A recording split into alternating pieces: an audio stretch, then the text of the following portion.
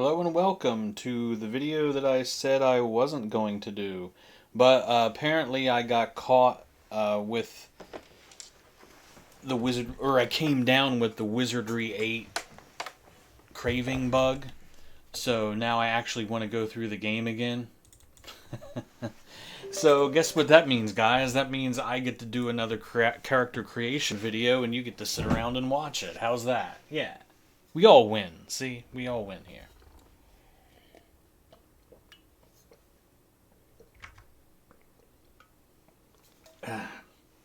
Throat's really dry, so I would like you to excuse me if I cough or hack a little bit. My allergies are really acting up. I have a big glass of water here that I'm drinking, trying to stave off my sore throat. So okay, let's stop whining about that. Now, what we're gonna do, I'm going to cover two different party types. So what I'm going to do is I'm going to cover the first party is what I like to call the meta, the Wizardry 8 hardcore fan meta party, because after this game, this game's been played for over 2 decades now. So the hardcore fans sort of all play the same party, and it's a party that's very melee focused because offensive magic. To be fair, offensive magic can be made to be very powerful and very effective, but it takes a lot of work and a lot of specialization, because if you don't know what you're doing, bumbling around with offensive spells will get you killed, because they're very hard to make work properly. Let's just put it that way. So if you're a first-time player and you just want to get into the game really quick, stay away from the offensive magic builds. Now, on your second trip, third trip, yeah, think about it. There's plenty of videos out there with guys who've done magic power builds and magic power parties. You can do that. Maybe one day I'll get around to it and we'll do something. But for now, I would say no, don't do it. Okay, with that out of the way, right? We're going to make the hardcore fan meta party. Now this is a good party. Its only weakness is that you're not going to be able to cast any healing spells until your Valkyrie hits level 5. That's the problem, right? When your Valkyrie hits level 5, then they're going to have healing magic. And you're going to be using a bard for your main magic caster. And they're not going to have access to a healing spell until they get their healing instrument at level 11, about 6 hours in the game at Martin's Bluff, when you find the item that allows you to sing a song that heals everybody's hit points. So you see where I'm getting at? You're going to have to heal hit points by resting, which can get a little dicey. Alright? That being said, it's still a decent party, and I'm going to go through it real quick to show you what you need to do, and then we'll go through my party, which I personally like and think you should play. So yeah, let's get that going. First of all, a Hobbit Samurai is the main party leader, and most people, the fans, tend to pick a female because females get access to a locket early in the game called the Locket of Reflection. It's a necklace, and it allows you to quickly regenerate stamina. And stamina is very important in this game, probably even more important than hit points and magic points. You'll learn when you play the game how important stamina is. Much more important than you would think. So you play a female Hobbit Samurai. Your starting stats, you want to basically focus on dexterity and speed. Now, it's very important to focus on 2 stats at a time and only 2 stats, because what you want to do is you want to get a stat to 100 as soon as possible, preferably no later than level 15, because once you get a stat to 100, you open up the advanced stat or the advanced skill or the secret skill for that stat. Like if you get strength to 100, you get power strike, which enables you to break through enemy armor, and it also increases your chance to hit. Intelligence gets power cast, which is the same thing as power strike but with offensive magic.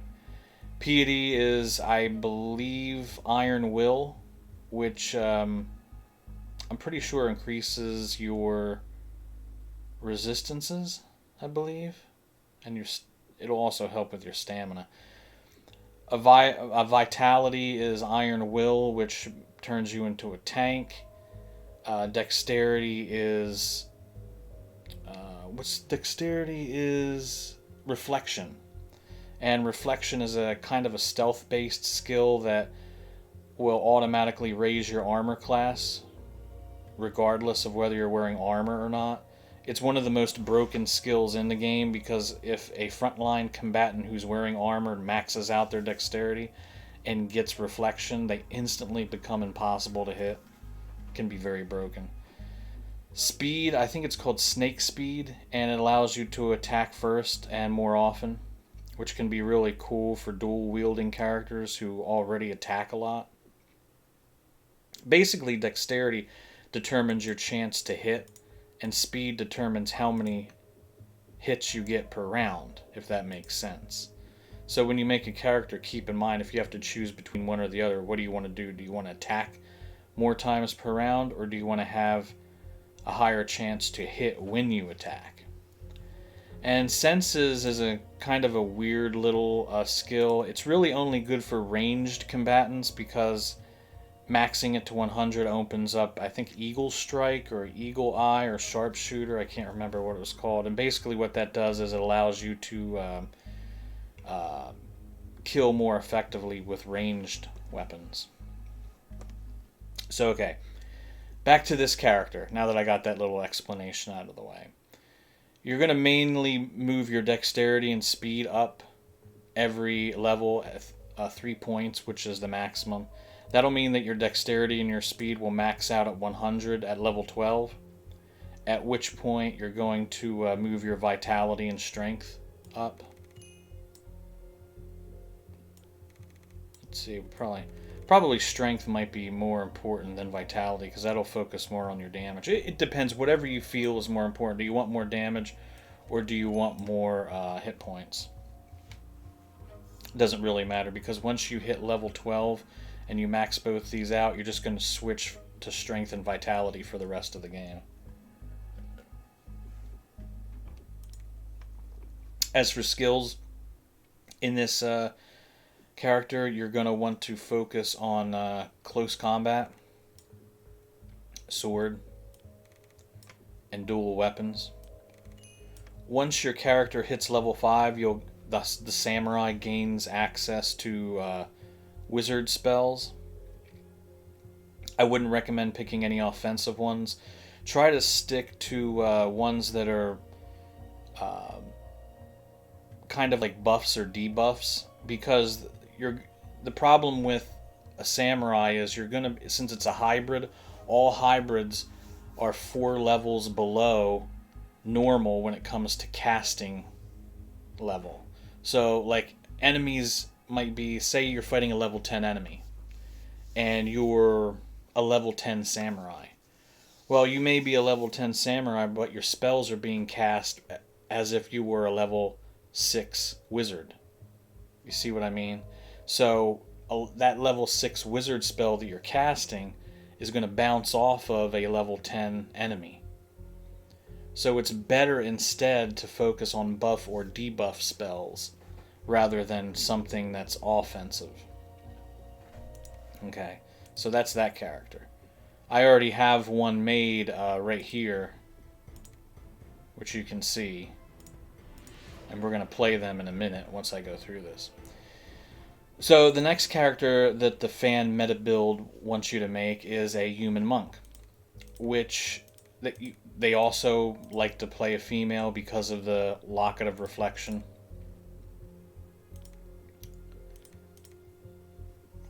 So this human monk, you're going to be using hand-to-hand as your main damage dealing because they get a bonus to it.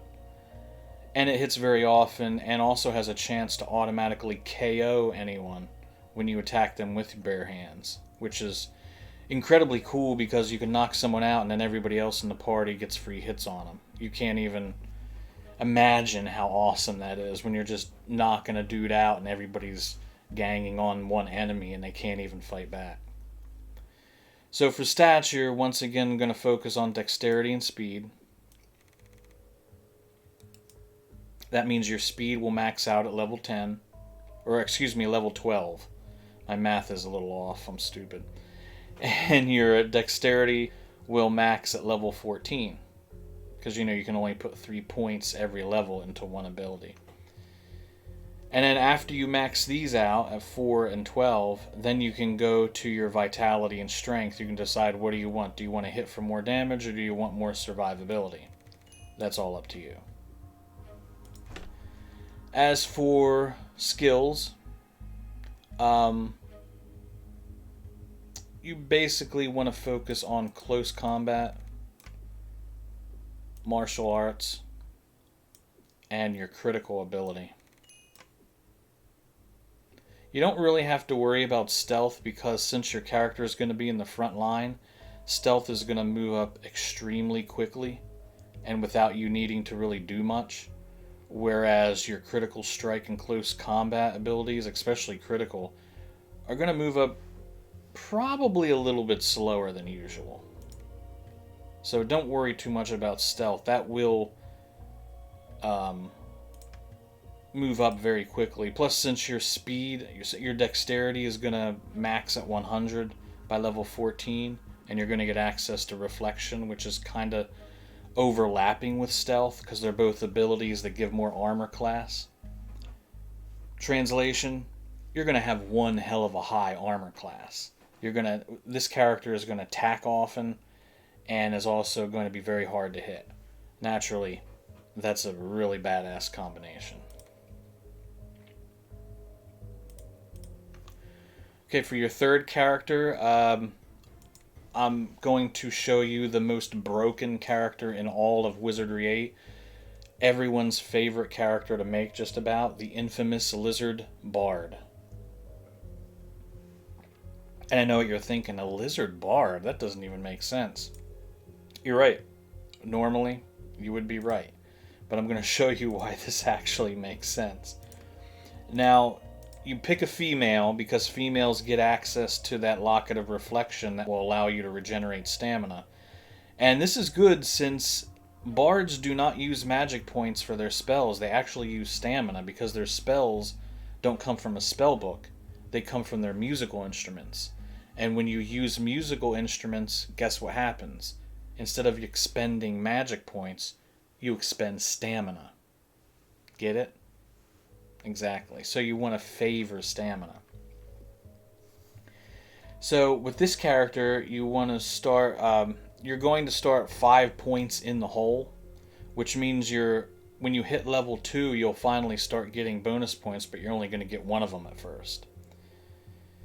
And that 1 point, you're going to put into dexterity, and immediately starting after that, you're going to put your 3 level up points every level, starting at level 3 in dexterity and strength. That means that your strength will max out at 100 at level 14, and your dexterity will max out at 100 at level 15.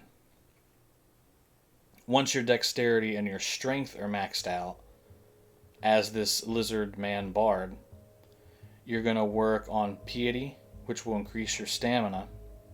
As you can see, that's pretty low. And you're going to work on your senses. Because I believe... yeah. They're going to need that for their close combat and whatnot, so that's pretty good. So that's what you're going to do. And this character is very deceptively strong because there's a little secret in the game I'm going to let you in on. First of all, you want to spend each level moving your music skill up. Naturally, because that's going to decide what magical instruments you can even use. because you have a certain music requirement for each instrument. You want to move up artifacts because this character is going to be used for identifying items, and that's what the artifact skill is used for. And we're also going to move up close combat. Now here's the thing about this bard, okay? Very early in the game, there's a weapon you can get called Bloodlust. Okay, Bloodlust is a cursed sword. Normally you would think, okay, it's cursed, don't use it. When you get to the very first town, Arnica, if you go down into the church and talk to the priest there, he will give you or give you access to a wheel. There's like a little dungeon area down below the church where you can get a wheel key. That's actually what it's called. It's a key in the shape of a wheel. You take that key and you go back to the very first dungeon in the game. When you go through the first dungeon in the game, you're going to see this bridge, this metal bridge over a river. You want to go on this bridge and hit the elevator to go up to the higher level, and you're going to see a locked door that you can't open. When you have that wheel key, you open up that locked door, and in there you're going to fight a couple annoying high-level screecher enemies that can insane you, but they're really not that hard. Kill them and open up the chest, and guess what you find? Bloodlust. You take Bloodlust and you put it on this bard that we made, and that's it. Game over. Bloodlust gives you an extra attack. It does good damage. Since you're a lizard man and you're going to have high strength, you're going to do even more damage. And then since there is there's special bard equipment that only bards can use, and one of the pieces will raise your strength by 50. So what do you think that does? When you have a strength over 100, you have power strike, and you have bloodlust, which has you in permanent berserk mode, which actually multiplies your damage by 2. What do you think that does? Yeah. You're going to be doing some massive damage. And yet you can still use your musical instruments. So not only are you a good frontline fighter, of course, but, surprise, surprise, you can cast really cool spells by using your ever-increasing pool of stamina without expending magic points. You see how that character is really powerful? Exactly. Very broken. Next, you have the Mook Ranger. I think every party should have a ranger, and you might as well have a mook because there is a special sword in the game that only mook rangers can use. I know it sounds kind of silly because your ranger is going to mainly be using bow and arrows, but this particular sword is extended reach, so you can use it from the back of the party line. You don't have to be in the front line. And it's really nice because it gives your mook a little bit of utility, you know? It gives them something to do other than just shooting bows and arrows all the time. Plus, some enemies are kind of resistant against ranged, so it's always nice to have that backup two-handed unique sword that Mook Rangers get. It's called the Giant Sword, and you're going to get it, I don't want to give anything away, but it's about halfway through the game, maybe a little under halfway through. It's right after the Baijin Shallows when you go visit Martin. That's all I'm going to say. So as far as stats, we're actually going Dexterity and Senses with the Mook Ranger, which means at level 11 you're going to max out Dexterity, which will get you Reflection and increase your armor class.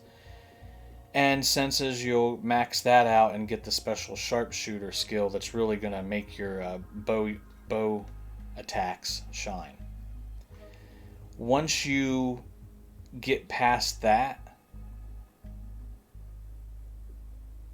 once you build those two stats up to 100, I would work on speed and vitality. Probably more so speed than vitality, because Mook Rangers are kind of slow, and you definitely want to fix that. Now, as for skills, naturally you want to focus on scouting, because that's the ability of the ranger to find hidden items on the field. And believe me, you're gonna want that because there are a lot of good items in this game that are hidden, and you do not want to miss them. You also move up ranged and bow because that's your bread and butter. And there you go. There's your Mook Ranger. Next character is the Hobbit Gadgeteer. Gadgeteers are a pretty cool class because not only do they attack with modern weaponry and can make their own gun that improves with their level, but they also have this neat ability to take junk items in the game world, which I believe are actually listed as engineering items, and they can make special weapons and equipment with them, which is pretty cool. There's a lot of cool items you can only get through the Gadgeteer's tinkering, so I highly recommend at least one trip taking a Gadgeteer so you can see all that stuff. And with this Gadgeteer, we're going to raise dexterity and senses because, like the Ranger, he is a ranged combatant. He is completely worthless in close combat. You don't ever want to have a Gadgeteer at the front of your line. He'll get toasted. He's not very good. But he is good shooting guns, and that's what you're going to be doing. There are modern weaponry in the game. There are some ray guns and stuff, so he can use that. But he also comes with his own gun that he'll continually improve as the game goes on. And he'll do that automatically. You don't have to worry about it. So your dexterity is going to max out at level 10. And that'll open up reflection, increasing his armor class. And your senses will max out at level 12, which will, improve your range damage. After that, I would focus on speed and vitality. Probably speed more so than vitality, because speed will allow you to get more attacks off in a round, which is always a good thing. As far as skills go with this character, he's basically your second ranger. You're going to play him just the same as you would that Mook Ranger, only he has a pretty good unlocking skill, which you want to put points into that every level up. And you want to also move up modern weapon and ranged combat. Although, engineering, actually I would probably put points in engineering. I really would. I would, because modern weapon is his bread and butter, and the ranged combat's going to go up anyway. So engineering is something that won't really go up by itself. So I would probably focus on engineering, modern weapon, and locks and traps. So he can be like your thief too. Okay, so that leaves us with one more character, and that will be our Valkyrie. Now the meta people, this meta party, they always say make a dwarf Valkyrie or a hobbit Valkyrie or all this. I actually think, in my personal opinion, if you're going to make just a pure Valkyrie, I always say make a raw wolf. I think their stats are pretty balanced. If you look at a dwarf Valkyrie, and we're going to make a dwarf Valkyrie in my party because I'm going to show you why that is later. But notice how the senses are really bad. You gain a little bit in vitality, but you lose your senses, which is going to hurt your ability to hit a little bit. And the problem with that is Valkyries use pole arms, and pole arms, although they do a lot of damage and hit from the back row, they tend to miss a lot. So I always say play a raw wolf instead, because they start with 50 senses. They have a little bit less vitality, and their intelligence is absolute crap. But a Valkyrie doesn't use intelligence. They use piety for spellcasting. Make sense? So what I would do is pick a raw wolf Valkyrie, increase her strength, and increase her speed. Now, what's going to happen is you're going to have these 7 points left over, and you might as well put them in piety. You could either put them in piety or you could put them in vitality. Valkyries have a pretty good, actually put it in dexterity, screw it. So, with 41 needed to level these out to 100, that would mean you need, let's see, 14, yeah. You're going to need 14 levels to max them out, which isn't too bad. So by level 14, your strength and speed will get maxed at 100, at which point I would work on dexterity and vitality. You could instead work on dexterity and piety if you want a Valkyrie that's more of a caster. That's up to you. In time, this is going to have to be your main healer, so it might actually be a good idea to move up dexterity and piety.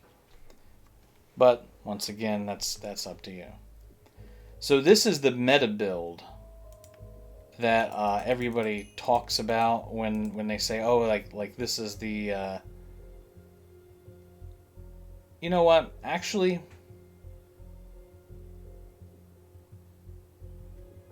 I wonder.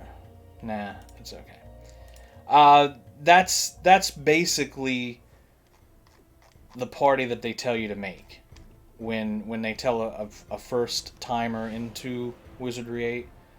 And it's late at night, and I didn't sleep much the day prior, so excuse me if I'm a little loopy. Along with the sore throat, I'm also very tired. Bad combination. So let's get the party together here. I already have the characters I told you about made, so we'll just plunk them in here.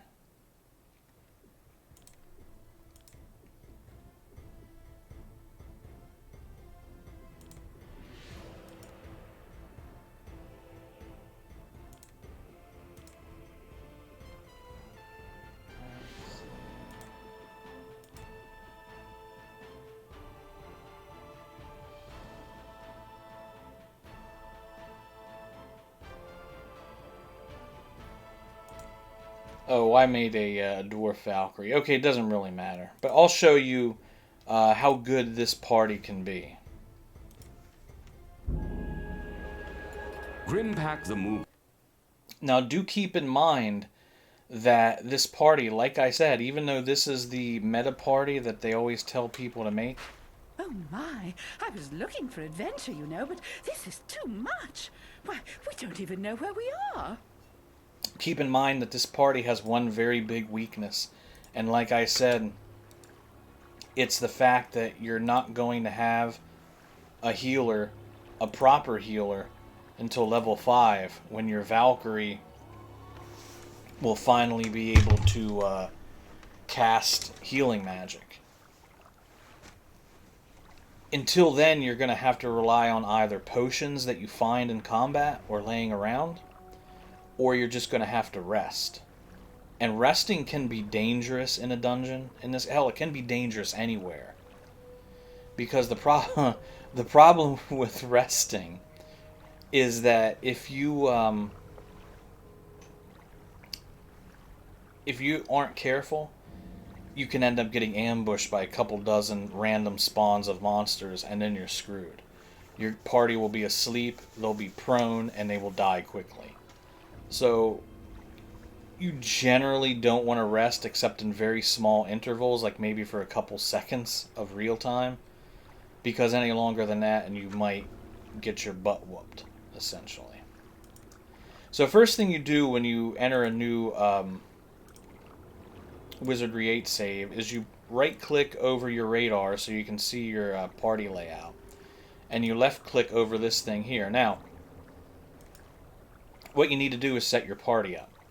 So anyone who has small range weapons, like for instance the monk who's using a fist, the bard that's using swords, and the samurai who's using swords, they should all be up front.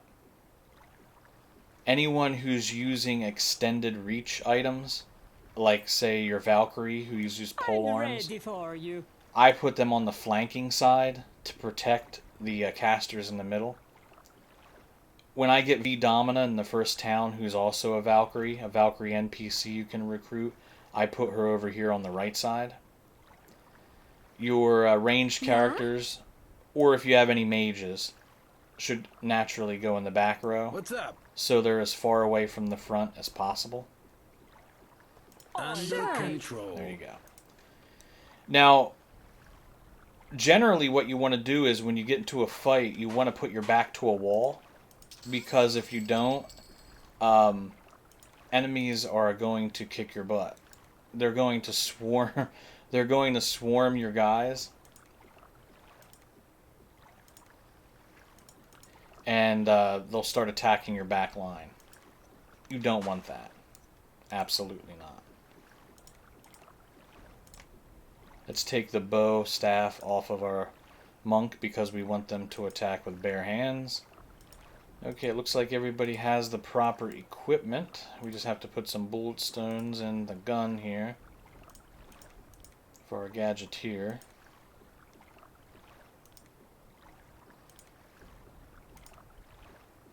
Our bard starts with a musical instrument, which casts sleep. We'll slap him sideways.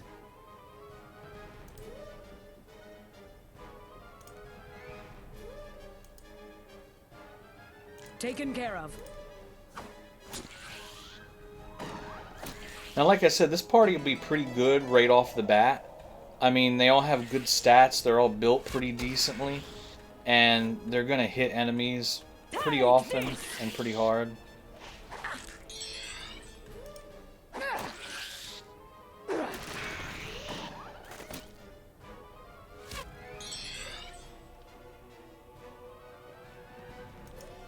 If you say so.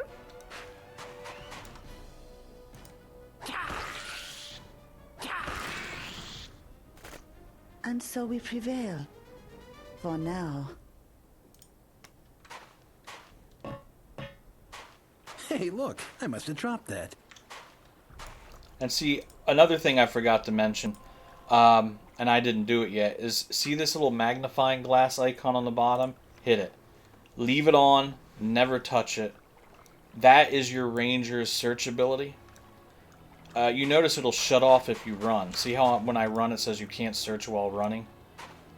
But as long as you just normally walk in the game, your ranger is constantly going to be searching. And there's a lot of hidden items in this game.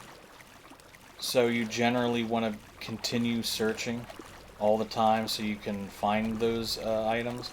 And like I said, this is a good party that will lead you through the game. And it's kind of a backloaded party because this gadget, the bard, is not going to become very strong until late game. And martial arts, i.e. attacking with your fists, is very weak at the beginning of the game. But once the monk builds up enough martial arts skill, it's going to be insane. Like, we're talking, dude, once you get your dexterity and your speed maxed out with a monk, and you're attacking with martial arts, and your martial arts is like 125, because they can actually break over the natural 100, you're going to be getting like 8 attacks around, probably doing like 20-30 damage for each attack. It's going to be some serious sick shit. So, but that's the problem with this party that they give you. Most of these characters are not going to really see their full potential until the mid to late game. The beginning of the game is actually going to be a little rough, especially for your Valkyrie, who won't get spells until level 5 and will be 4 levels behind in those spells. And your Bard, who is very equipment dependent, you're going to have to find a lot of the pieces of the Bard armor, and you're going to have to find all of the hidden instruments for the Bard. That's why you have the Ranger, so he can find them in the wild with his scouting ability. And you're going to need Bloodlust, which, like I said, you're going to have to go to the first town, get the wheel key, go back to the first dungeon, and open up that door.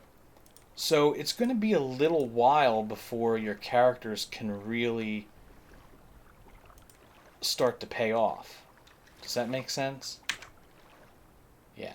So, to solve this, in my opinion, this is just my opinion,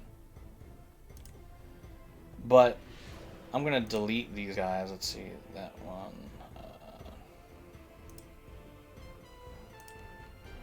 In my opinion, there's a much better party to make. And I'm going to show you that party. Bishops, one thing I should tell you, bishops are very hard to play as. So I wouldn't really attempt one. Okay, so I'm going to show you the party that I think you should play. First of all, I know the meta party tells you to make a Hobbit Samurai. I think Felpers are better. I think a Felper Samurai is pretty cool because although they suffer with that lower piety, they get a better speed. Because, let me see, what's a Hobbit get?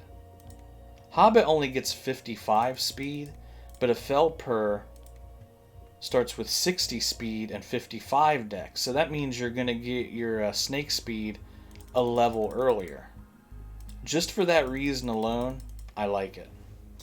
So, it's whatever. You know, everybody has their thing. So what I do is I move the dexterity and speed up. And you're going to move those up every single level. So, let's see, 35 points, yeah. It's going to be pretty good. I mean, by level 12, 13, you're already going to be maxing those abilities up and moving on. At which point, probably move up your strength and vitality once you max these two out. Gender doesn't really matter.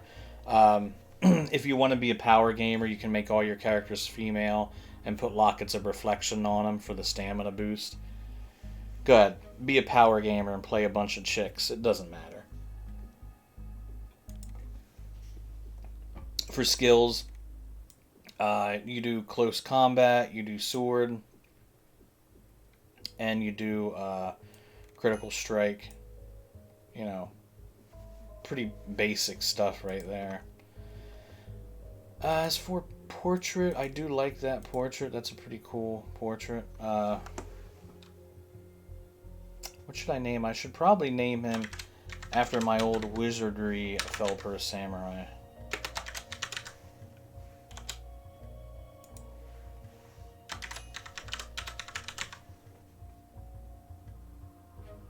No, actually it was Vashkata. That's what it was. Who can make the muddy... There you go. So that's the party leader. Now the next character that I like to make, this is another character that a lot of hardcore Wizardry fans for whatever reason don't believe in, but I've been a big fan of, is the permanent berserking fighter. Yes, a simple old fighter.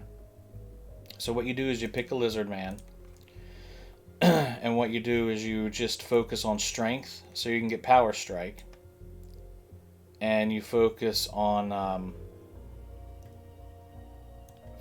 dexterity. Dexterity is your chance to hit, and that's going to be sort of like, your best option because you want to be able to hit often. I would also probably move up your speed. So what you would do is you would max out your strength and your dexterity. And then after that, I would probably max out speed and maybe put points into vitality. You can max that out if you want.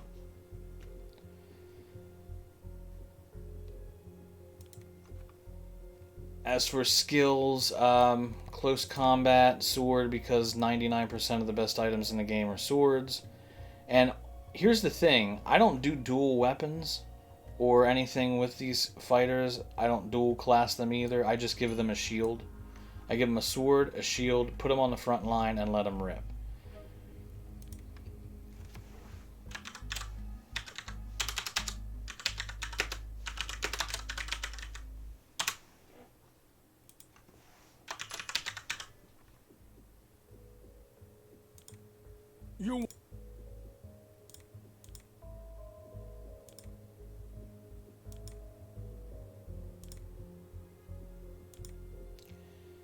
Let's see.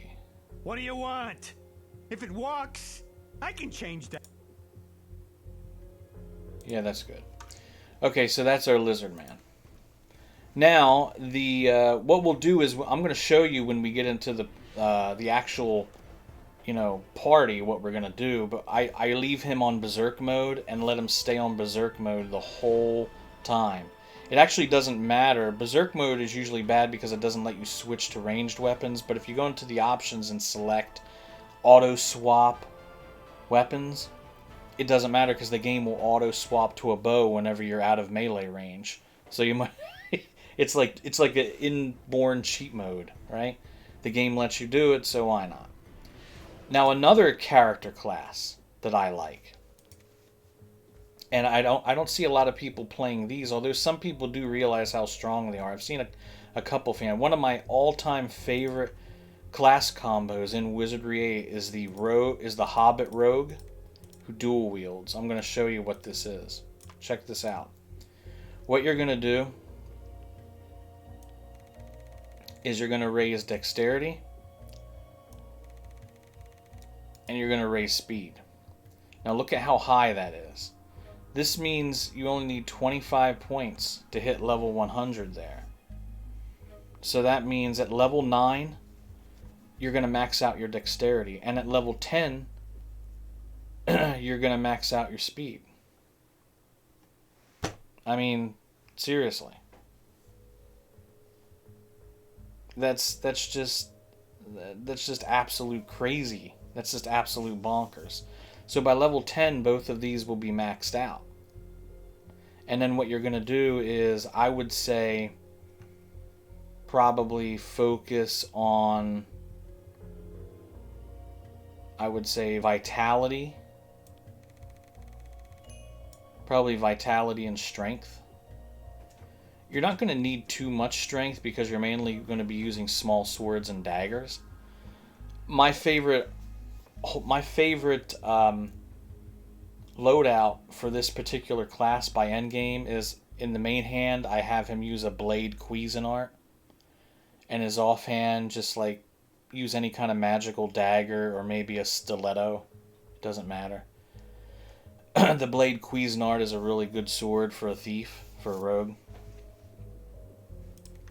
And what we're going to do is we move up his lock. Now see, another reason I like having a rogue in the party is because they're the only class that gets a bonus to locks and traps.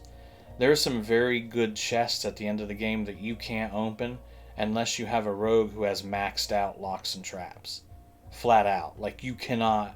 You can save scum all you want, but you won't open a few of those late game chests unless you have that. Or you have some knock picks, whatever. But stealth will kind of move up on its own because we're going to put him in the front line. So what I would do is I would move up close combat and I would move up sword. We're mainly going to be using swords and we're going to have a dagger in our offhand, so I would focus on swords. And now with this character, for the time being, when you do get the Bloodlust weapon in that first dungeon, you can give it to this character. Bloodlust, however, the bonuses that you get from it will not affect the weapon in your offhand. So if you think that all those cool bonuses that the sword gives you is going to affect your offhand, guess what? It's not. So that's why I prefer the blade Cuisinart, because it's just a much more synergistic weapon.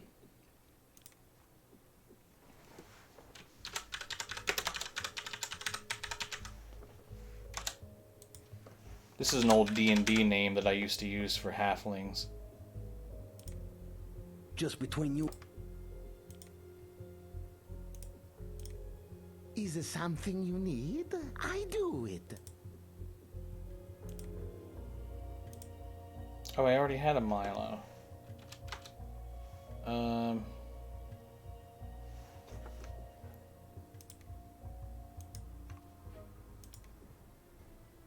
I guess I did.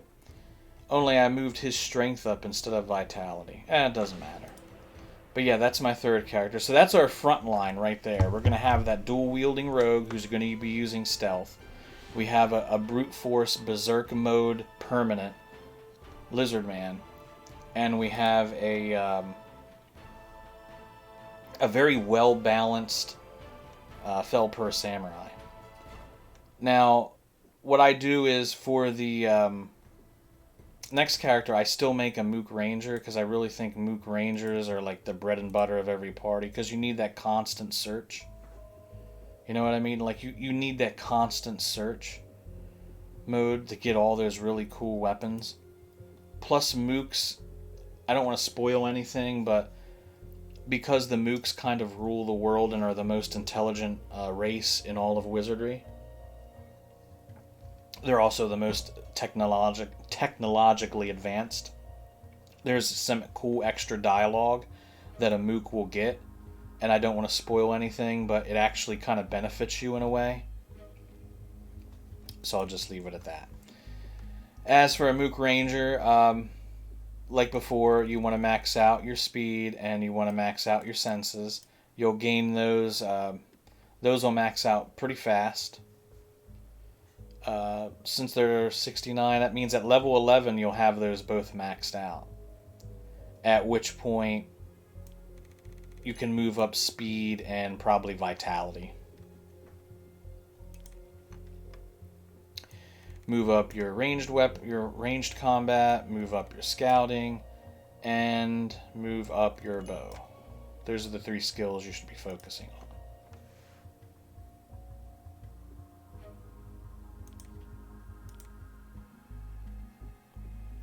You know what? Let's make a female Mook. How about that?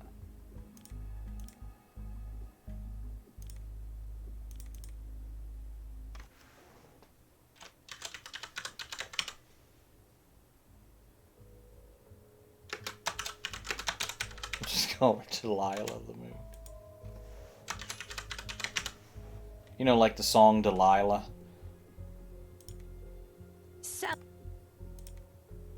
Okay, so we'll add her in there. Now, another favorite character that I like to use. Remember how in that metagame party they wanted you to make a hand-to-hand fighting monk? Hand-to-hand is good. But here's the problem. Like I said, that party is very backloaded, which means that party will not do very well at the beginning of the game. Everything is extremely... what do I want to say? It's extremely tedious. So what I do is I make a party that is good at the end game, but also extremely good at the beginning. So to facilitate that, we're going to change the monk around a little bit. In my opinion, and this is just my opinion, the best monk to make is a staff-based monk. Now,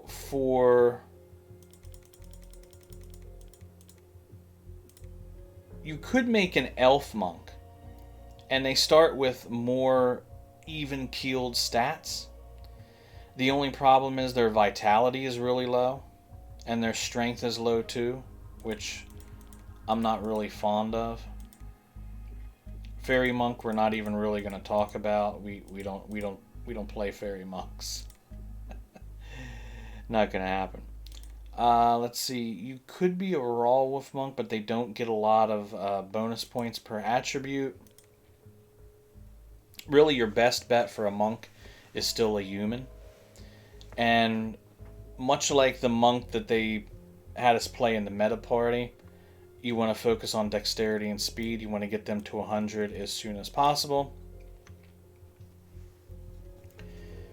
Your dexterity will hit it'll hit 100 at level 14, and your speed will hit 100 at level 12, which isn't too bad. That's about the maximum. You don't want to push it any further than that. After that, I would probably focus on strength and vitality. Maybe vitality is a little bit more, just add more survivability. Now, what we're going to do is we're going to focus on staff and wand. And I know it's like, well, they get bonus to martial arts, right? Yeah, but see, here's the thing. I went through this game a few times, and I can tell you one of my favorite weapons in the game is the Zatoichi bow. The Zatoichi bow is an incredibly powerful bow staff. You get it in the Rat Pack's castle towards the end of the game. There's like these little receipts that you have to collect, and you turn them in, and the Zatoichi bow is one of those weapons that you can get. It is the best bow staff in the game, hands down, and one of the best games, or one of the best weapons in the game, because it's extended. It has a really high initiative, really high to hit rate. It does really good damage for a staff weapon. It is the absolute perfect monk weapon, and only monks can use it. Only monks can use it. Ninjas can't even use it. It's weird because ninjas can use a lot of bow staffs, but they can't use the Zatoichi bow staff. So move your staff and wand up.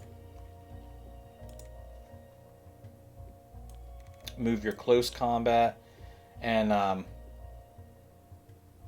move your critical strike. Since this character, well, you know what? This character is not really going to be in the line of fire much, because they're going to be sitting in the back row using the extended reach of the staff. So in this case, you might actually want to move stealth up a little bit, because it's not going to be progressing very naturally.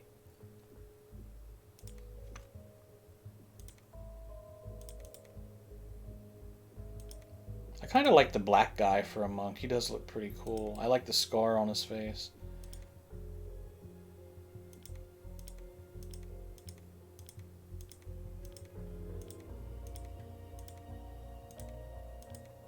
Let's see. Should I use him? I mean, he does look...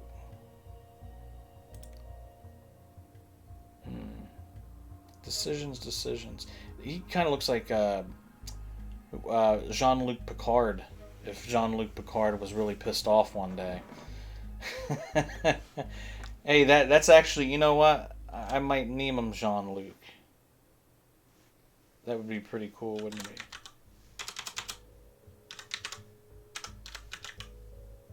No, that's really cheesy.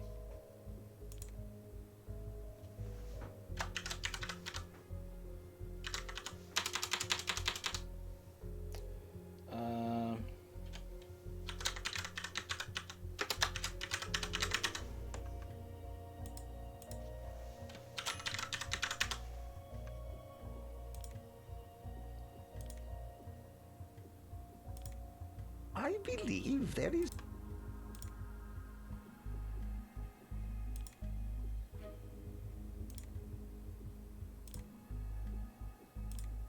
By my honor, I swear I'll protect you from danger.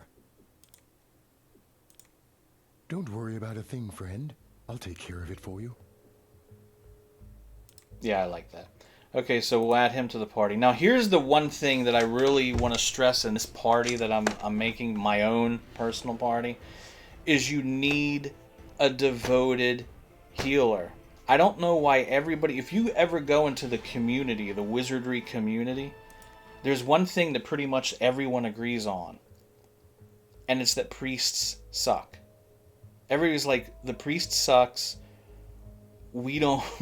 The priest sucks. We don't like him. We don't want it. Right? That's like what everybody agrees on. And it's true. I mean, priests can basically do nothing except cast spells, buff, heal. I get it. But there is a way around this if you want to sacrifice a little of your abilities. Check this out. What you're going to do is you're going to start as a priest. And you're going to be a dwarf. Okay? Become a female, because you're going to need to be a female to do this. You're going to need to be a lady dwarf with a beard, right? All lady dwarfs have beards. Even if they shave them, they're born with a beard. Now, your starting stats are very important. Okay? You want to pump up piety, because that's going to be your core stat, because that decides your divinity magic. You want a dexterity of 50. Only 50. Don't go above 50. And you want a speed of 50. Don't go above 50. Okay. Put those remaining 3 points in the strength. Now this is what you're going to do. When you hit level 2 with this priest, and it's time to level up, you're going to select Valkyrie. And you're going to stay a Valkyrie for the rest of the game. However, the points you get for each level up, don't put them into your close combat and your polearm abilities. Put them into your divinity and your light magic. Because you want to focus mainly on your magic. Now, here's the thing. Because Valkyries don't start gaining spell levels until 5th level, that means you're still going to be 4 levels behind when it comes to grading the effectiveness of your spells. But this actually doesn't hurt the priest too much because 90% of the priest's abilities are just buffing abilities. And spell level only matters when you're trying to break enemy spell resistance. See what I mean? So it actually kind of works out. So I'd get Bless and Heal Wounds, probably the 2 most important. You could get Charm to build up your mental magic since it's so good. But you know, you'll get items that will, you'll get spell books that'll teach you this magic, so it's not really that big of a deal. Bless is just an important one because that's going to that's going to increase your party's stats. That's like the very early, very important buff that you need. And Heal Wounds, duh, you need a devoted healer. So what you're going to do is you're going to focus mainly on divine magic and divinity. Every level you want to put points into that. And then probably, I don't know, maybe like the priest can learn an ID item spell, so you don't really have to worry about artifacts. It costs a lot of magic points, but it's actually a really good way to build your magic up too. You can go to like the fountain in Trenton where you can replenish your magic points, stand in front of it, and just keep casting ID item. And every time you fail, your skill will go up. So if you keep failing, it doesn't matter. You're still kind of winning because your skill's going up. So yeah, you could right now, you know, put a little bit in mental magic, or you could just move your close combat up in anticipation of becoming a Valkyrie.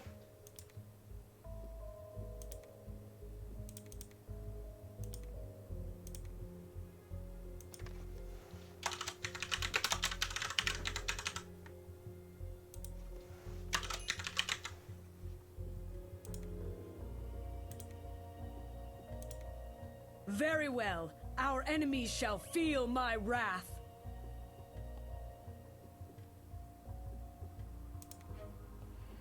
Okay, so we add that in there, and that is my party. So let's, I consider this to be my balanced party. I think it's probably, in my opinion, it's a better party for you first-timers to use if you're just playing this game for the first time. We are like birds fallen from the nest. We can no longer go home, so we must fend for ourselves or die.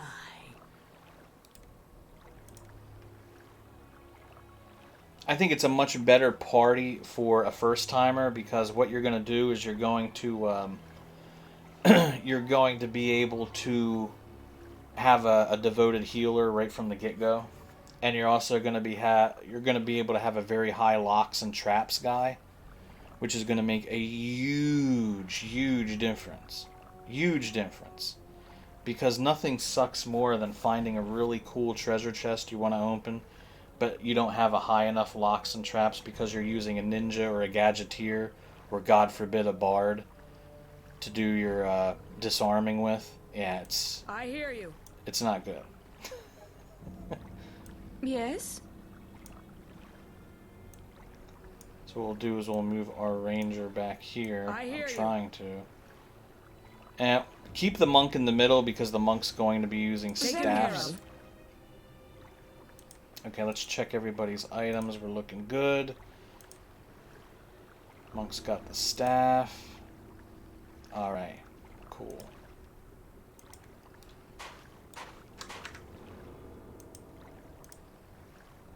And I clicked outside the window because I'm a retard.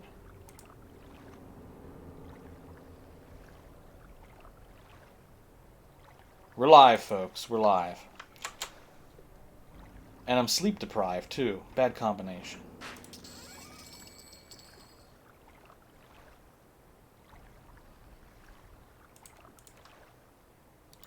Now, as far as identifying goes with this party, probably the only weakness you're going to have is that you aren't really going to be able to identify much. You're going to have to take things to a...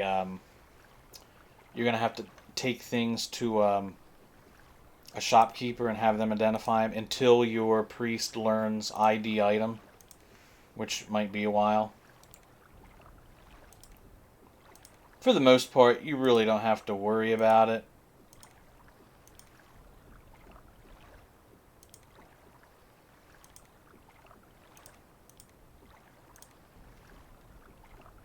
Might as well build that sword up.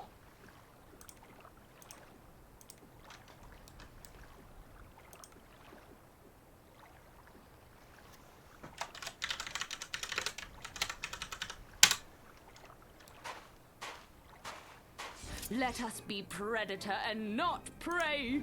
Good.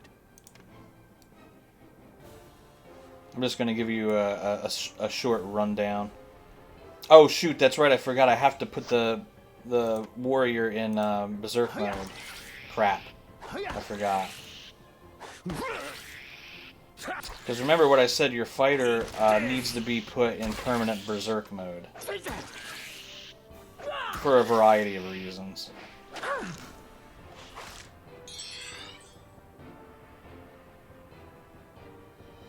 So what we do is we click that little icon and we click berserk mode. Good. And we leave it. That's it. You'll never again click your fighter's icon ever again. He is now permanently berserked and will stay that way. And before you ask me what does that mean, just know this. It means he's officially kicking ass. Victory is ours! Turn on the search mode. So a ranger can find stuff.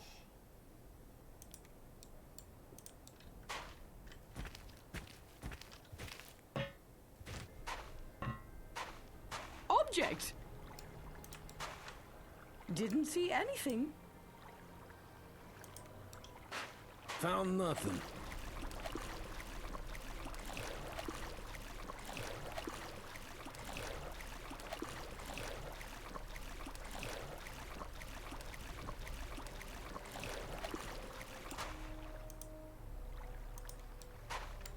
Something useful? Didn't see anything. Found nothing.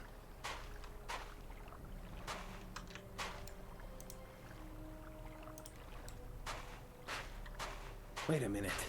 I think we're being lured into Found something nothing. here. I hear you.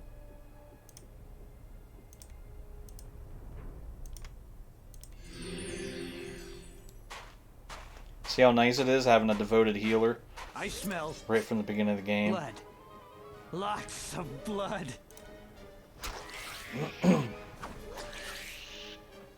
See, because that's the thing I really don't like about that meta party that everyone tells you to make, is there's no devoted healer and you're not going to get one till level 5 and they're not even going to be that good. I'm going to show you once I hit level 2 here with that priest and I turn her to a Valkyrie, how incredibly effective that's going to be. Because what the Valkyrie will do is, because she's going to be changed to a Valkyrie, she can now wear heavier armor. She can now wear, I never boast, but well, you're not going to wear shields, but you can use pole arms, and you can actually be a pretty decent... combatant in time. And you always have your heal magic. So when you're not healing, I'm taking a beating here. when you're not healing, you can actually use your pole arm and give the enemy a good poke every once in a while. Take Noli secundus! Because everybody loves to give the enemy a good poke once in a while, you know?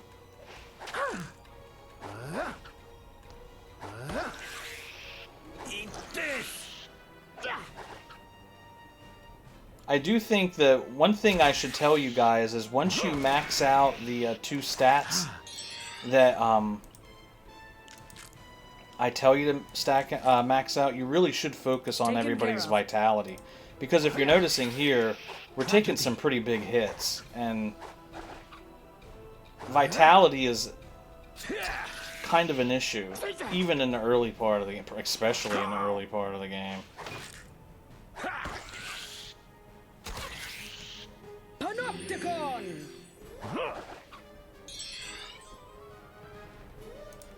Eat this. I unfortunately spawned a much higher level crab than what you normally fight here, so this is why we're having a little bit of a difficulty. Okay, that wasn't supposed to happen. Comes as a surprise. He showed so many traits of a strong alpha male.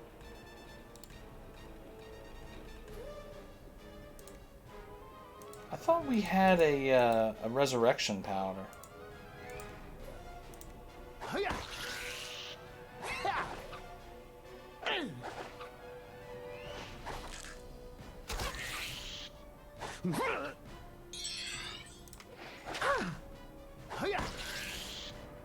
I figure something like this would happen to like completely ruin my Well done. I thought the game starts you with some resurrection powders.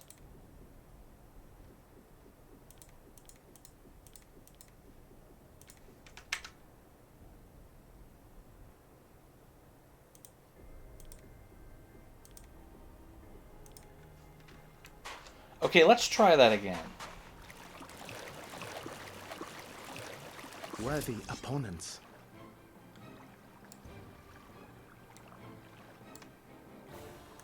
Very well.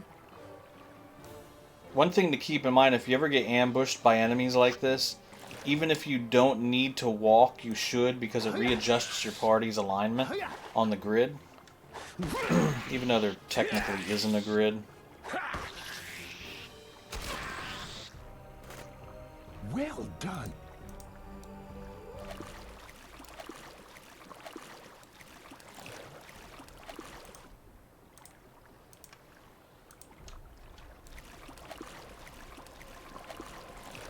Object!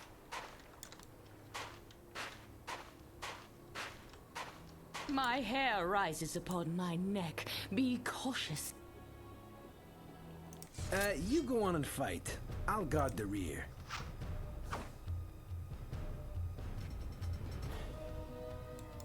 You know what sucks is they spawned a level 2 crab. See, that's one thing. Actually, there's 2 level 2 crabs. Normally you fight level 1 ones, so the game is just being a dick. That's the one sucky thing about Wizardry 8, is sometimes it can be a real asshole. The game, there is a very big RNG aspect to this game. And what sucks about that is you kind of live and die by the RNG. You could get enemies that are very Good. weak, or you could get enemies that are very strong. You just never even really friggin' know what the game's gonna throw at you.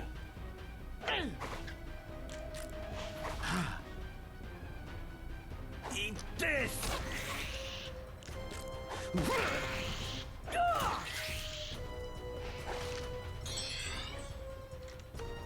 Control.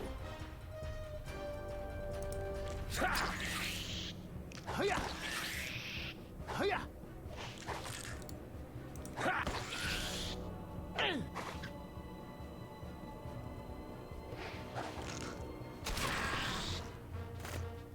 Take this. Oh damn, he should have hit. under control.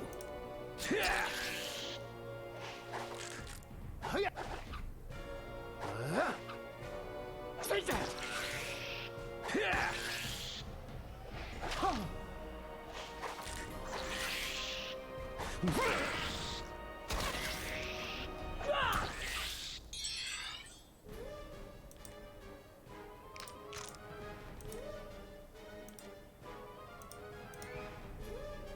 Oh yeah, you know, I should have cast Bless, but I'm a retard and I forgot. That's a subject we're going to be visiting very often in these games that I play because as I approach 50 years old, I'm starting to lose my edge when it comes to games. Keep in mind, this game came out when I was 25 years old. I'm now 48. So, yeah, I'm not exactly a spring chicken anymore. Taken care of. Panopticon! Victory is ours! Now, see, that went a little bit better. The reason why that went better is... Something useful? If you notice, what I did was I backed up a little bit so that I would be...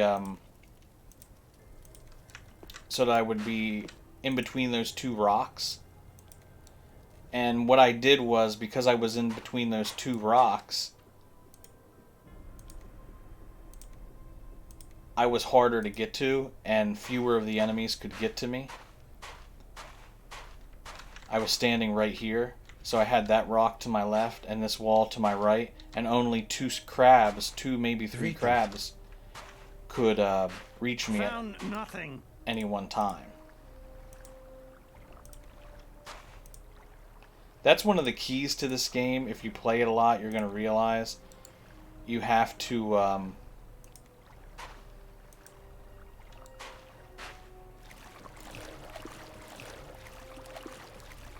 you're going to have to mind your positioning, I guess you could say.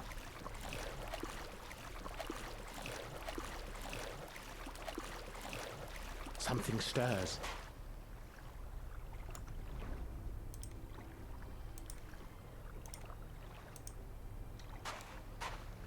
Everyone ready to fight?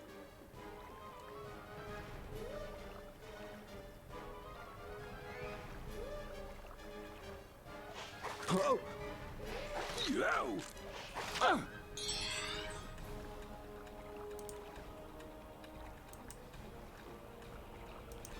Eat this.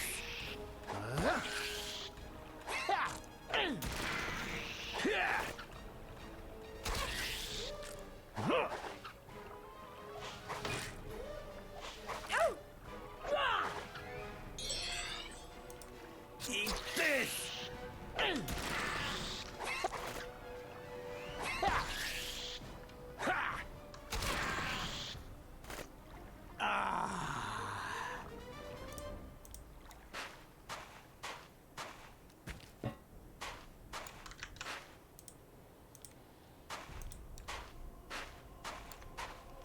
Let's rest real quick to get back some of those magic points. Don't ever do a full rest. If you do, there's a chance you could cause the enemies to respawn. And that's generally seen as a bad thing. Don't do it.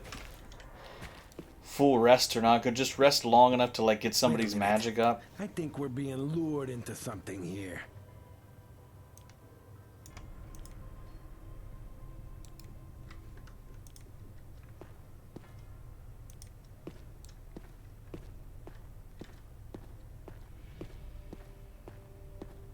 Everyone ready to fight?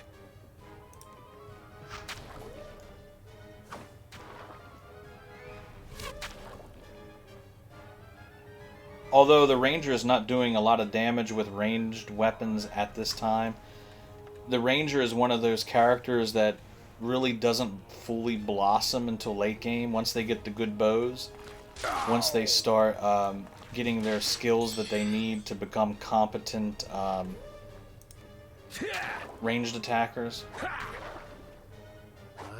Especially when they get the senses the ability you get from 100 senses, it's going to give you, basically I think it gives you a higher chance to critical kill something. Do not glory in death. Instead, rejoice that we are... Didn't see anything.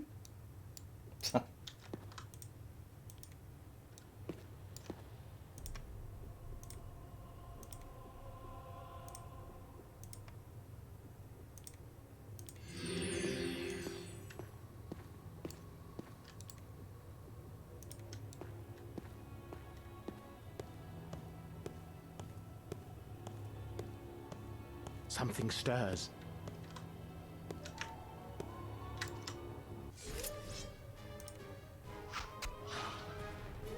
Another thing that you should be mindful of when playing this game is if an enemy spawn is too close to another enemy spawn, you unfortunately may get both spawns linking up. And that's also generally seen as a bad thing.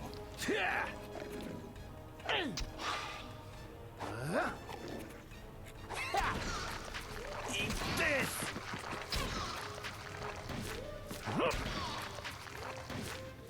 Well done. Do you see the major damage that berserking fighter is doing? Like, he'll do like 23, 30 damage out of nowhere. That's what a berserking fighter does. Like, that bard that the first party tells you to make, the bard that we made for the first party that uses the berserking sword Bloodlust, that's the kind of damage they do. You go on and fight. I'll guard the rear. It shall be so. Control. Eat this!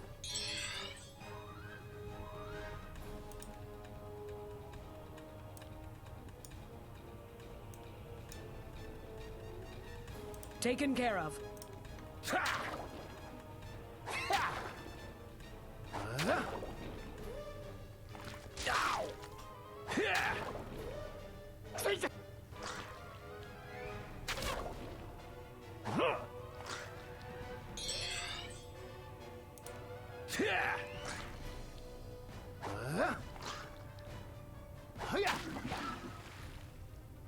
Do not glory in death. Instead, rejoice that we are still alive. Good. I'll do even more damage. I'd rather be recognized with cash, but a rise in status will do. Ha! The better to battle our enemies. Okay, now Didn't see anything. this is where the fun begins. Now remember I told you the priests actually suck. They do. But what we're going to do now is we're going to change to a Valkyrie. Now, we're going to lose our divinity skill bonus, I think. But it's actually not that bad of a thing, because what we're going to do, becoming a Valkyrie allows us to wear the heavy armor and use the pole arm and have more hit points. So overall, that's a good thing. We're still going to work on piety, because that's our bread and butter for our magic.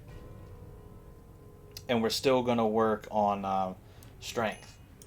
Once piety is maxed to 100, which would occur in 7 more levels, so that'll be level 9, we then move on to dexterity. And when strength is done, we move on to vitality.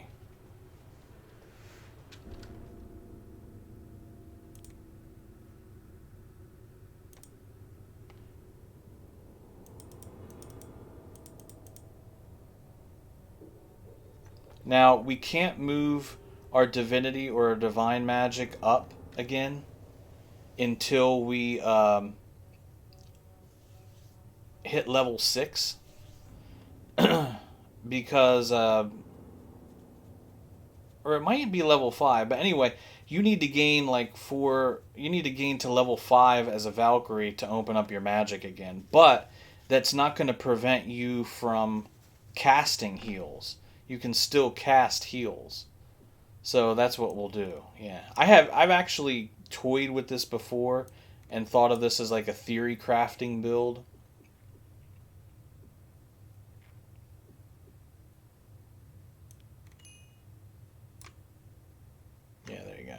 So that's what we'll do.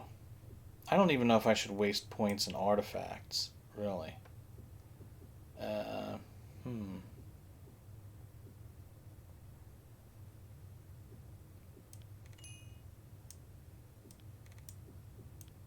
Maybe we will do mythology. So you can still move. I hear you. You can still gain magic point levels by casting spells like this.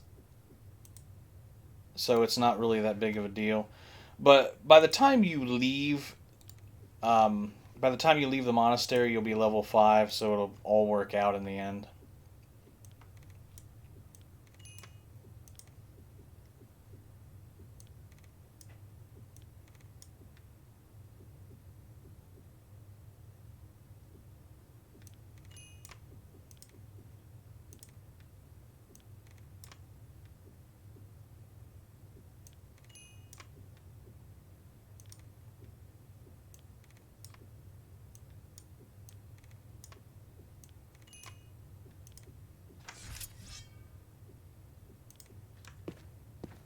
So that's basically the gist of it right there.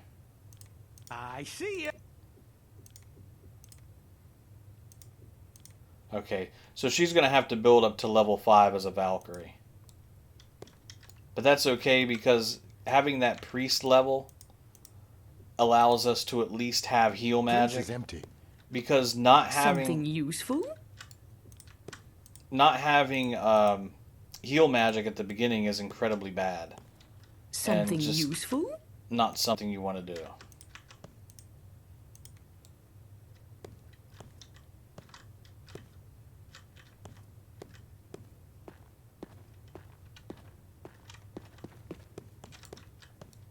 Now, if you look out this window, you see that that little bridge right there?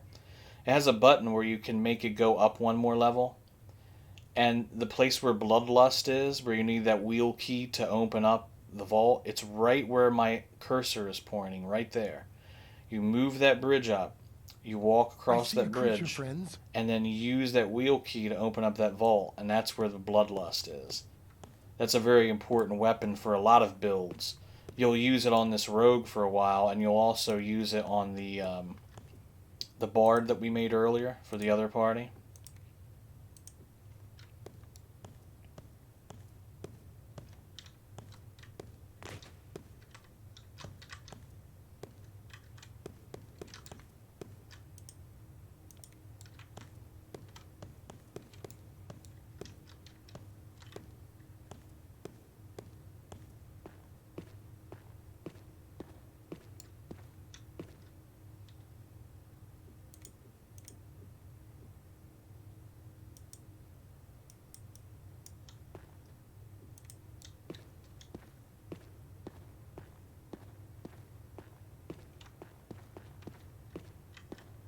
I smell blood.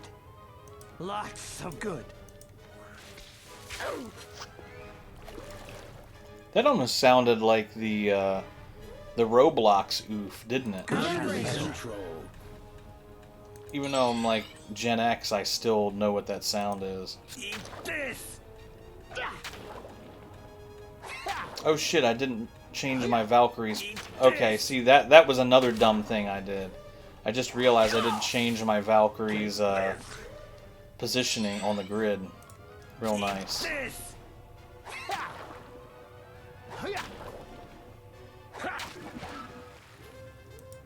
Our victory. Experience is the best. My inborn. Experience is its own. Now, This will be a party. truth be told, you could just leave your priest a priest. It shall be so. If you don't want to really wait until later to really get your divine magic and whatnot, you can leave your priest a priest. You don't have to do all this madness where you play as a Valkyrie or you class change to a Valkyrie. You don't have to do any of that. The only difference is they're going to be pretty much totally useless in combat.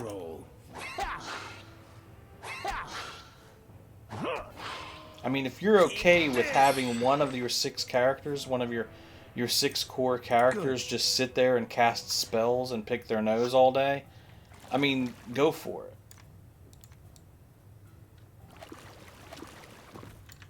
I don't know where the other enemy is. Oh, there we go. So, I mean, that's really up to you.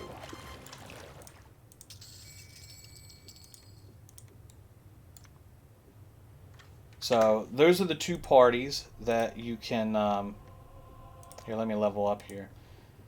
So, with the samurai, we level up our dexterity and our speed. Close combat. Sword. Move dual weapons up a little bit. Ranger, we move up our dexterity and our senses. Move up our scouting. Our bow. Our ranged combat. With the monk, we move up our dexterity and our speed. Move up staff and wand. Move up stealth. And close combat.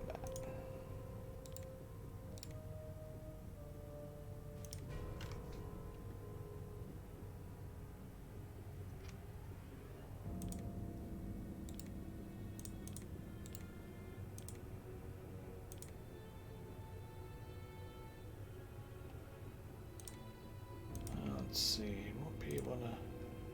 Sorry.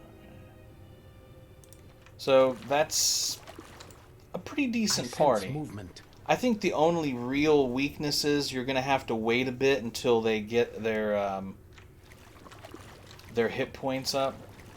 Because we're so over-spec'd, we're kind of ignoring... and I still didn't move my Valkyrie into position. See, lack of sleep and it being very late, this is what happens.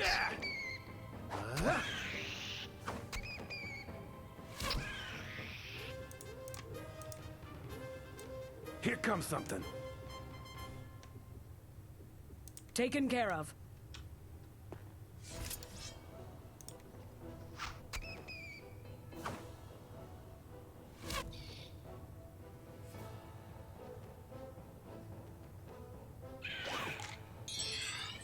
You know, honestly, I'll tell you the truth. If you're a newbie to this game, instead of class changing your priest to a Valkyrie, I would just leave them as a priest. Eat this! Good. I'd read it.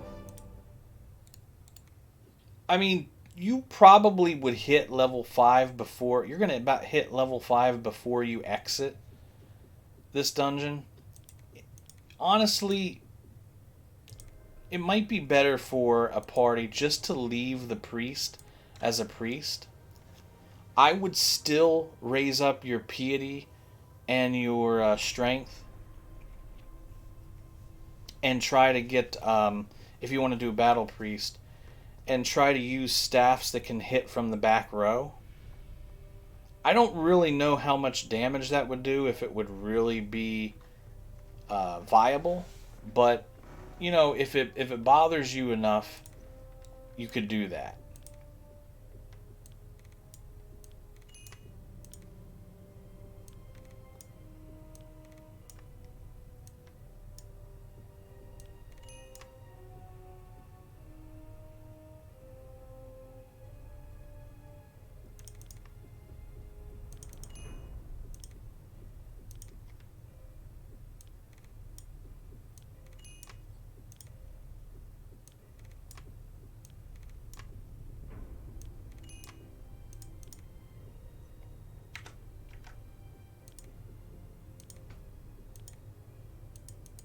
You know, one thing you could do before I close this video,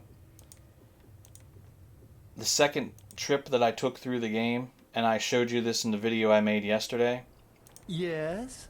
was I took 2 fighters and had them in permanent berserk mode, and they just do absolutely sick damage. You pair them with the dual wielding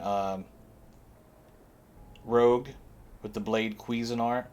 Because look at the blade Cuisinart. That's 8 to 20 damage, a +2 to hit, and +2 initiative, and a 5% chance to kill an enemy outright. that's not too shabby. Here's one of the modern weapons you can find in the game, the Mystery Ray, or stuff like that. But that's Wizardry 8, and I hope my character creation guide wasn't too long-winded. I hope it made sense to you, and if it didn't, oh well, I just wasted a couple hours, so who cares? So there you go. By all means, buy this game, play it, get lost in it, enjoy it. It's really wonderful, and I can't think of a better way to waste 100 hours of your life. Or maybe several hundred or several thousand hours of your life.